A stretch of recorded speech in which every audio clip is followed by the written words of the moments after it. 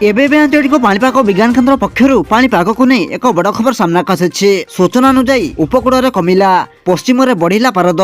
ଉପକୂଳ ଓ ଦକ୍ଷିଣ ଓଡ଼ିଶାର କିଛି ସ୍ଥାନରେ ରାତି ତାପମାତ୍ରା କମିଛି। ପଶ୍ଚିମ ଓଡ଼ିଶାର ଜିଲ୍ଲାଗୁଡ଼ିକରେ ପାରଦ ତଳମୁହାଁ ହୋଇଛି। ଅନେକ ସ୍ଥାନରେ ସର୍ବନିମ୍ନ ତାପମାତ୍ରା ବୃଦ୍ଧି ପାଇଛି।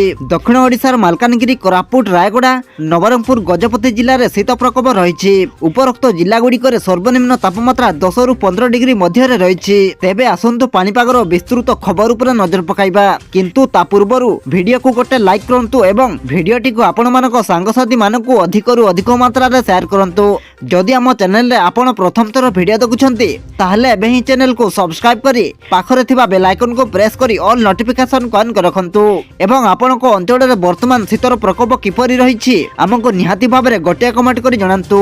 ପାଣିପାଗ ବିଭାଗ ପକ୍ଷରୁ ପ୍ରକାଶିତ ରିପୋର୍ଟ ଅନୁସାରେ କନ୍ଧମାଳ ଜିଲ୍ଲାର ଘୁ ଉଦୟଗିରିରେ ପାରଦ 9.1 ଡିଗ୍ରୀ ରହିଛି। ସିମିଳିଗୁଡାରେ 10.4 ଡିଗ୍ରୀ ରହିଥିବା ବେଳେ କୋରାପୁଟରେ 14 ଡିଗ୍ରୀ, ମାଲକାନଗିରିରେ 13.2 ଡିଗ୍ରୀ, ନବରଙ୍ଗପୁରରେ 13.2 ଡିଗ୍ରୀ, ରାୟଗଡ଼ାରେ 14 ଡିଗ୍ରୀ, ଭୁବନେଶ୍ୱରରେ 16.8 ଡିଗ୍ରୀ ଏବଂ କଟକରେ 15.4 ଡିଗ୍ରୀ ରହିଛି। ସୋମବାର ଅର୍ଥାତ୍ ଆଜି ସକାଳେ କେନ୍ଦୁଝର, ପୁରୀ, ବାରିପଦା ଏବଂ ଗୋପାଳପୁରରେ ଘନକୁହୁଡ଼ି ଦୃଶ୍ୟମାନ ହେବାର ସମ୍ଭାବନା ରହିଛି। ସେହିପରି ମଙ୍ଗଳବାର ଅର୍ଥାତ୍ ଆସନ୍ତାକାଲି ସକାଳେ କେନ୍ଦ୍ରାପଡ଼ା, ଜଗତସିଂହପୁର, ପୁରୀ ଜିଲ୍ଲାର କିଛି ଅଞ୍ଚଳରେ ଘନକୁହୁଡ଼ି ଦୃଶ୍ୟମାନ ହେବା ସମ୍ଭାବନା ରହିଛି।